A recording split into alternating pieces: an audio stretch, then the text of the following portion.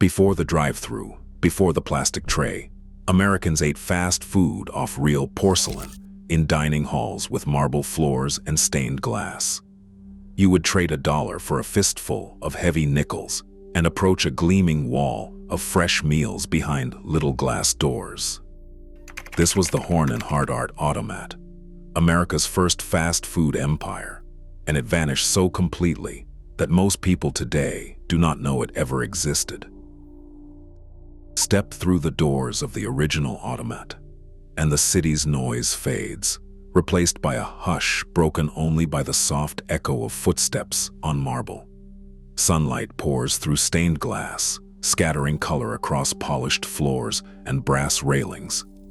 The air carries a faint warmth from the kitchen, just out of sight, mingling with the aroma of fresh coffee.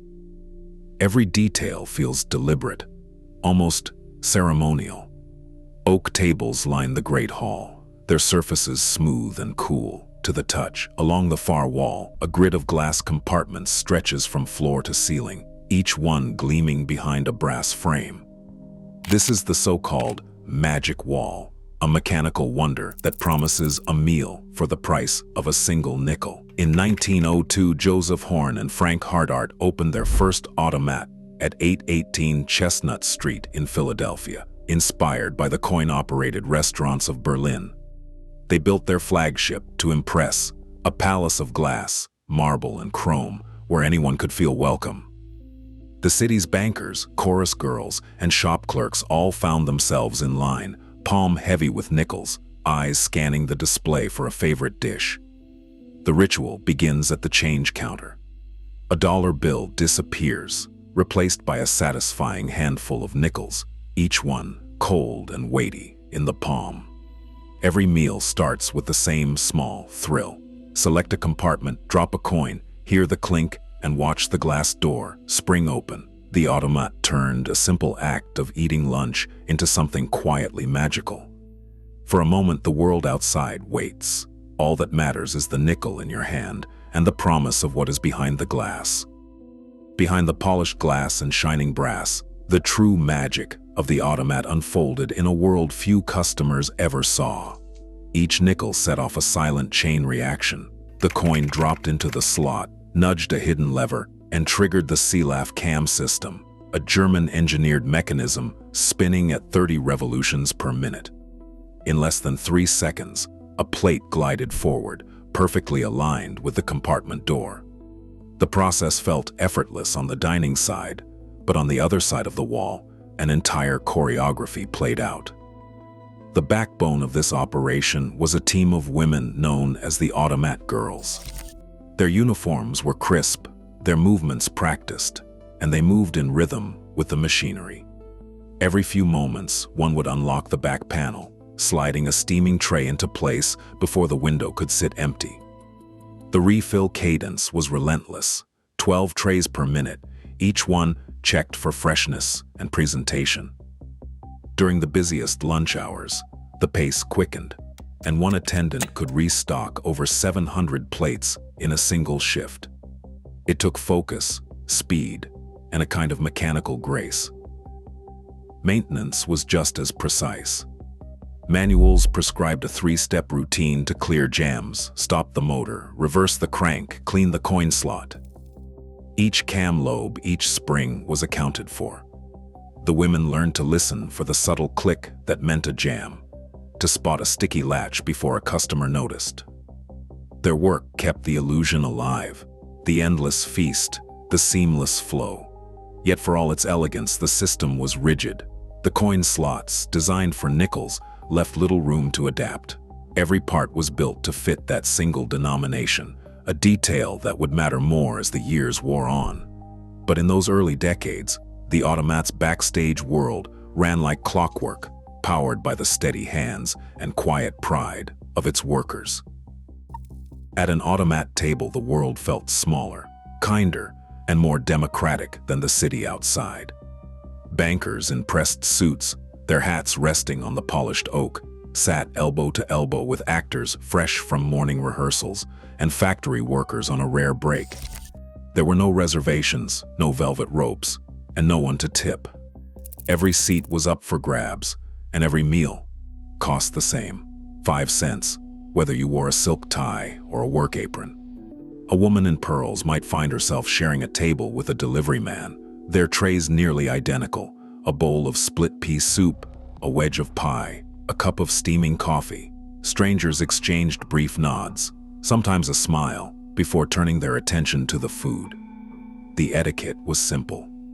Take what you need, leave the table clean, and let the next person sit. The absence of waiters erased the usual lines between customer and server. Instead, everyone became part of the same quiet ritual: the hunt for a good seat, the clatter of a nickel, the gentle swing of a glass door. Newspaper columns from the 1920s and 1930s marveled at the Automat's mix of people. Reporters described a morning when Mayor LaGuardia sipped coffee beside a garment worker, or a lunch hour when Bette Davis, unnoticed, ate her sandwich across from a retired school teacher.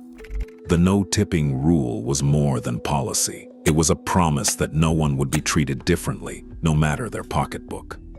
There was a kind of gratitude in the air, gratitude for a hot meal, for a dignified place to rest, for the simple fact that here, for a nickel, everyone belonged.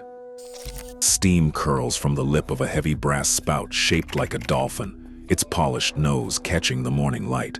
The coffee pours in a steady ribbon, dark and fragrant, into a thick-walled cup.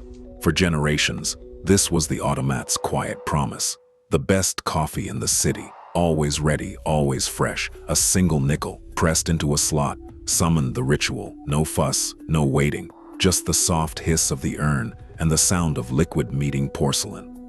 The spout itself was more than a fixture. Its design, a dolphin's head, cast in solid brass, became a symbol known to every regular. People spoke of it in letters home and in office gossip, as if it were a character in the city's daily play. Behind the counter, a strict rule governed the magic. Every 20 minutes, no matter how busy the hall, the coffee was poured out and replaced. No exceptions. Every cup had to taste as if it were the first of the day. Corporate memos outlined the procedure in careful language, and supervisors watched the clock. If the timer rang, the urn was drained. If the coffee lingered, it was thrown away. For the early morning patron, a clerk, a nurse coming off shift, a writer in need of warmth, the first sip was a small comfort.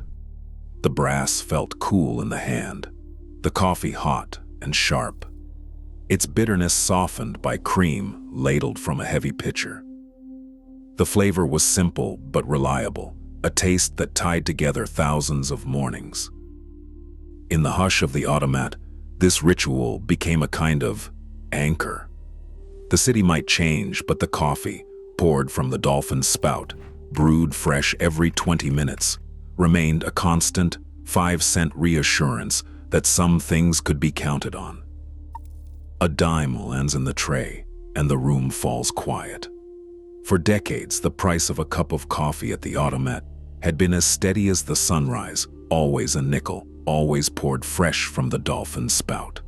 But in the late 1940s, a small sign appeared above the urns: coffee, 10 cents. The board minutes from that year read like a ledger of reluctant surrender. Ingredient costs had doubled since the war, and the nickel, once mighty, was no longer enough. Letters between Horn and Hardart show the strain, with Horn clinging to the dream of a 5-cent meal and Hardart tallying the rising bills. Every mechanical selector on the magic wall was built for nickels. Retrofitting them for dimes would cost $50,000 per store, a sum that made even the most loyal executives pause. The hardware that had powered 1,000 quiet meals now stood in the way. Outside, workers gathered in growing numbers, their strike signs spelling out the new math of the city. Inside, the illusion of endless, affordable comfort began to flicker and fade. A for sale sign appears in the window of the Times Square Automat. In 1969, the marble floors and stained glass are now silent witnesses to a city that has chosen speed over ceremony. By then, more than 70% of American households own a car. Freeways carve through neighborhoods, and drive-through lanes promise dinner without ever leaving the driver's seat.